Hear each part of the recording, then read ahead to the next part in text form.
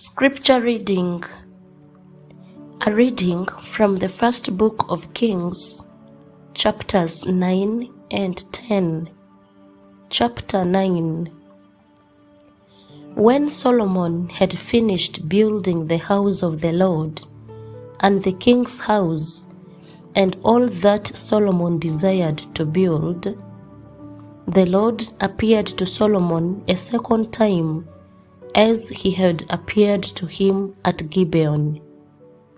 The Lord said to him, I have heard your prayer and your plea, which you made before me.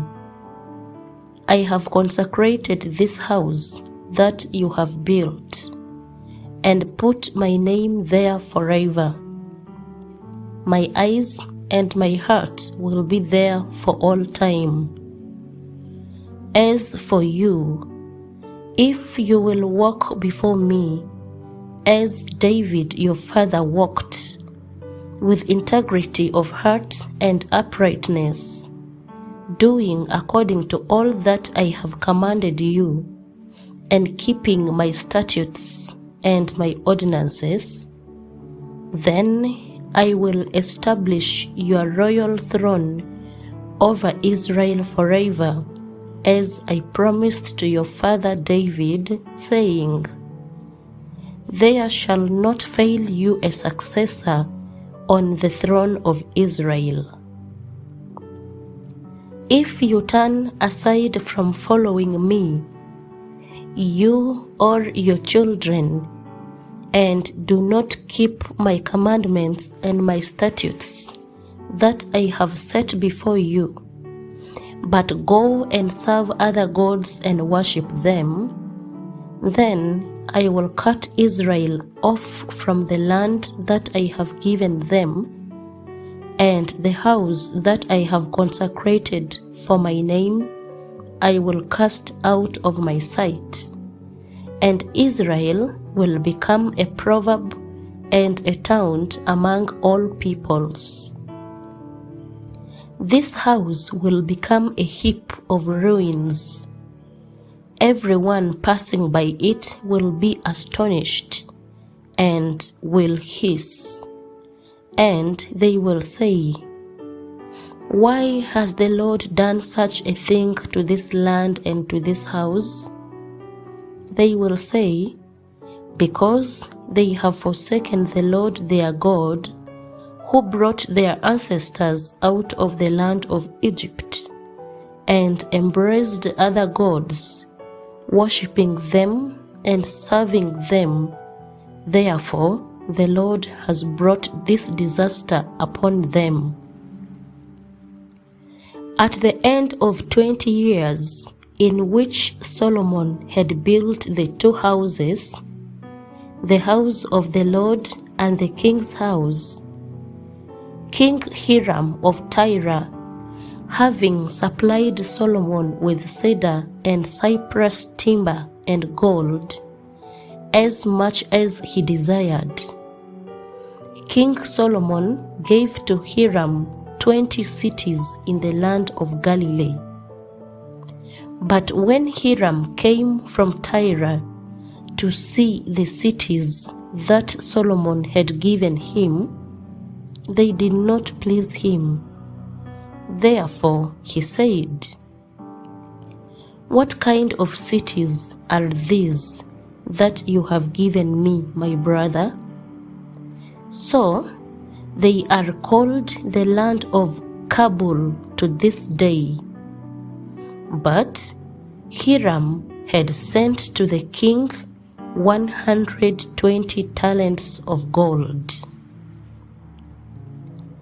This is the account of the forced labor that King Solomon conscripted to build the house of the Lord and his own house, the Millo and the wall of Jerusalem, Hazor, Megiddo, Gezer. Pharaoh, king of Egypt, had gone up and captured Gezer and burnt it down, had killed the Canaanites who lived in the city, and had given it as dowry to his daughter Solomon's wife. So Solomon rebuilt Gezer, Lower Beth-horon, Baalath, Tamar in the wilderness within the land, as well as all of Solomon's storage cities, the cities for his chariots, the cities for his cavalry, and whatever Solomon desired to build in Jerusalem, in Lebanon, and in all the land of his dominion. All the people who were left of the Amorites, the Hittites, the Perizzites, the Hivites, and the Jebusites, who were not of the people of Israel, their descendants who were still left in the land, whom the Israelites were unable to destroy completely, these Solomon conscripted for slave labor, and so they are to this day. But of the Israelites, Solomon made no slaves. They were the soldiers. They were his officials, his commanders, his captains, and the commanders of his chariotry and cavalry. These were the chief officers who were over Solomon's work, 550 who had charge of the people who carried on the work. But Pharaoh's daughter went up from the city of David to her own house that Solomon had built for her. Then he built the Millo. 3 times a year, Solomon used to offer up burnt offerings and sacrifices of well-being on the altar that he built for the Lord, offering incense before the Lord. So he completed the house. King Solomon built a fleet of ships at Ezion-Geber, which is near Eloth on the shore of the Red Sea, in the land of Edom. Hiram sent his servants with a fleet, sailors who were familiar with the sea, together with the servants of Solomon. They went to Ophir and imported from there 420 talents of gold, which they delivered to King Solomon. Chapter 10. When the Queen of Sheba heard of the fame of Solomon, fame due to the name of the Lord, she came to test him with hard questions. She came to Jerusalem with a very great retinue, with camels bearing spices, and very much gold, and precious stones. And when she came to Solomon, she told him all that was on her mind. Solomon answered all her questions. There was nothing hidden from the king that he could not explain to her. When the Queen of Sheba had observed all the wisdom of Solomon, the house that he had built, the food on his table, the sitting of his officials, and the attendance of his servants, their clothing, his valets, and his burnt offerings that he offered at the house of the Lord, there was no more spirit in her. So she said to the king, "The report was true that I heard in my own land of your accomplishments and of your wisdom. But I did not believe the reports until I came and my own eyes had seen it. Not even half had been told me. Your wisdom and prosperity far surpassed the report that I had heard. Happy are your wives. Happy are these your servants who continually attend you and hear your wisdom. Blessed be the Lord your God, who has delighted in you and set you on the throne of Israel. Because the Lord loved Israel forever, he has made you king to execute justice and righteousness. And then she gave the king 120 talents of gold, a great quantity of spices, and precious stones. Never again did spices come in such quantity as that which the Queen of Sheba gave to King Solomon. Moreover, the fleet of Hiram, which carried gold from Ophir, brought from Ophir a great quantity of almug wood and precious stones.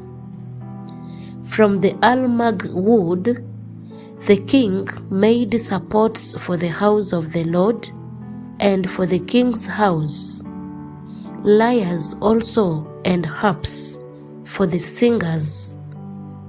No such almug wood has come or been seen to this day. Meanwhile, King Solomon gave to the Queen of Sheba every desire that she expressed, as well as what she gave her out of Solomon's royal bounty. Then she returned to her own land with her servants. The weight of gold that came to Solomon in 1 year was 666 talents of gold, besides that which came from the traders and from the business of the merchants and from all the kings of Arabia and the governors of the land.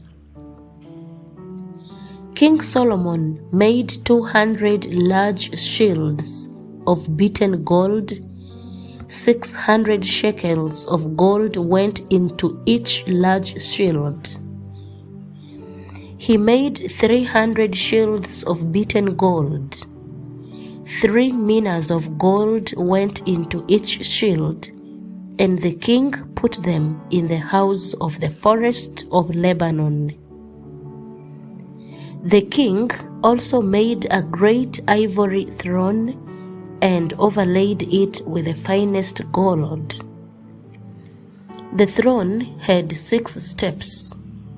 The top of the throne was rounded in the back, and on each side of the seat were armrests and 2 lions standing beside the armrests, while 12 lions were standing, one on each end of a step on the 6 steps. Nothing like it was ever made in any kingdom. All King Solomon's drinking vessels were of gold, and all the vessels of the house of the forest of Lebanon were of pure gold. None were of silver. It was not considered as anything in the days of Solomon. For the king had a fleet of ships of Tarshish at sea with the fleet of Hiram. Once every 3 years, the fleet of the ships of Tarshish used to come bringing gold, silver, ivory, apes, and peacocks. Thus King Solomon excelled all the kings of the earth in riches and in wisdom. The whole earth sought the presence of Solomon to hear his wisdom, which God had put into his mind. Every one of them brought a present, objects of silver and gold, garments, weaponry, spices, horses and mules, so much year by year. Solomon gathered together chariots and horses. He had 1,400 chariots and 12,000 horses, which he stationed in the chariot cities and with the king in Jerusalem. The king made silver as common in Jerusalem as stones, and he made cedars as numerous as the sycamores of the Shephelah. Solomon's import of horses was from Egypt and Kew, and the king's traders received them from Kew at a price. A chariot could be imported from Egypt for 600 shekels of silver, and a horse for 150. So, through the king's traders, they were exported to all the kings of the Hittites and the kings of Aram. The word of the Lord. Thanks be to God.